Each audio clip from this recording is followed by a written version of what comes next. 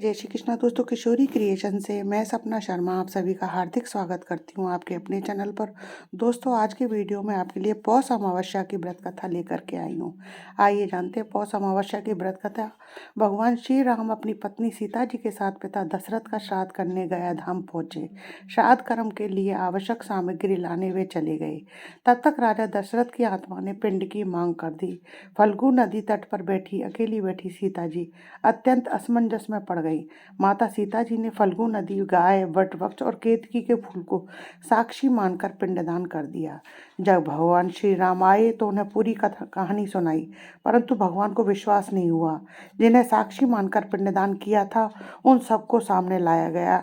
पंडा, फल्गु नदी, गाय और केतकी के फूल ने झूठ बोल दिया, परंतु अक्षय वट ने सत्यवादिता का परिचय देते हुए माता की लाज रख ली, जिससे क्रोधित होकर सीता जी ने फल्गु नदी को श्राप दे दिया कि तुम सदा सुखी रहोगी, जबकि गाय को मेला खाने का श्राप दिया। केतकी के फूल को पुत्र पूजन में निषेध का।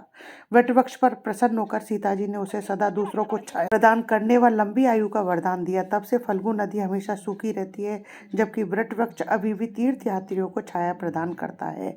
आज भी फल्गु तट पर स्थित सीता कुंड में बालू का पिंड दान करने की परंपरा संपन्न होती है। यह पौष अमावस्या की दूसरी व्रत कथा और जानते हैं। एक बार एक ब्राह्मण था, मंगला नाम का एक ब्राह्मण था। वह बहुत ही पूजा पाठ और धार्मिक था। उसकी पत्नी और वो दोनों जने बहुत पूजा पाठ किया करते थे, लेकिन उसका दुर्भाग्य था कि उसके कोई भी संतान होती थी वो जीवित नहीं रहती थी। अब एक समय उसका ऐसा आया कि उसके घर में बंधे हुए जानवरों ने भी दूध देना बंद कर दिया और उसकी खेत की भूमि भी बंजर हो गई, उसमें भी फसल नहीं होने लगी। ऊपर आए हुए संकट को देखकर दोनों पति पत्नी बहुत चिंतित रहने लगे। एक दिन मंगला की पत्नी ने देखा कि खेत में लगा हुआ पीपल का पेड़ भी अब तो सूखने लगा है। खेत में बैठे हुए दोनों पति पत्नी पीपल के पेड़ के नीचे बात कर रहे थे और बात करते करते दोनों जने बहुत जोर जोर से रोने लगे।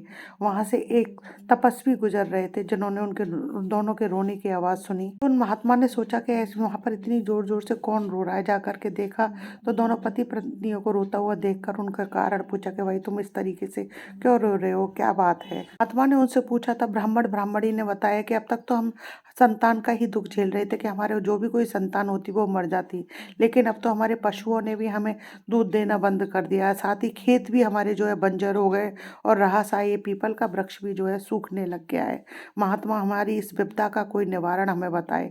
इसको सोच करके हम दोनों पति पत्नी बहुत निराश हो गए हैं। महात्मा बोले तुम किसी भी प्रकार की चिंता मत करो, ये तुम्हारे खेत में जो लगा हुआ पीपल का वृक्ष है यही तुम्हारी सभी आपदाओं का निवारण करेगा।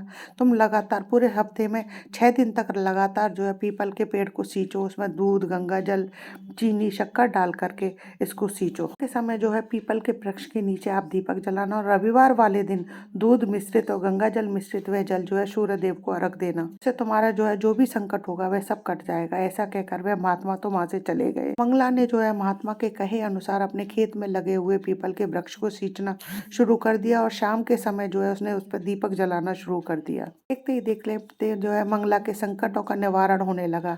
पर उसके खेत में फसल लहलहाने लगी। उसके पशुओं ने भी दूध देना प्रारंभ कर दिया और 1 वर्ष बाद मंगला के एक सुंदर और स्वस्थ पुत्र की प्राप्ति हुई। दोनों पति पत्नी अपने पुत्र के साथ में रहने लगे और धीरे धीरे उनके घर की सारी दरिद्रता दूर हो गई। एक दिन मंगला को उन्हीं महात्मा के दर्शन हुए, तो मंगला ने उन महात्मा को प्रणाम किया और उनको अपनी पत्नी के और पुत्र के साथ में उन महात्मा के चरण छुए। बोला, हे महाराज, आपकी वजह से हमें सर्वस्व सुख की प्राप्ति हुई है। वह महात्मा बोले कि हे मंगला, ये मेरा आशीर्वाद नहीं है, तुम्हारे पितर और पूर्वजों का आशीर्वाद है। पितरों के दोष के लिए, पितरों की शांति के लिए पीपल की पूजा सर्वोपरि बताई गई है। इसलिए हर मनुष्य को पितरों की शांति के लिए पीपल में जल अवश्य ही अर्पित करना चाहिए। पितर भी प्रसन्न रहते हैं और घर में हर तरीके की खुशहाली बनी रहती है। पीपल देवता जिस प्रकार आपने मंगला के कष्ट काटे उसी प्रकार कहानी कहने वाले, सुनने वाले और हुकारा बनने वाले सभी के कष्टों का निवारण करना। कथा अधूरी हो तो पूरी करना, पूरी हो तो मान करना।